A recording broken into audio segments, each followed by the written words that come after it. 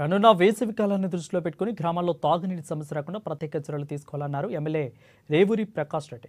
గత విధంగా పరకాల పట్టణంలోని ఎమ్మెల్యే క్యాంపు కార్యాలయం నందు మిషన్ భగీరథ ఆర్డబ్ల్యూఎస్ అధికారులతో ఎమ్మెల్యే రేవూరి ప్రకాష్ రెడ్డి సమీక్ష సమావేశాన్ని నిర్వహించారు.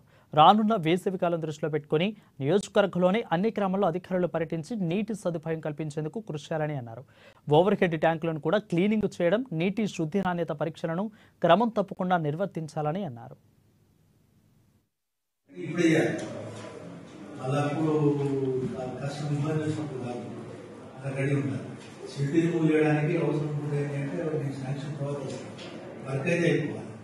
అందరు ఆల్ ఏజ్ మళ్ళీ నేను రిపీట్ చేయాలి. All mandals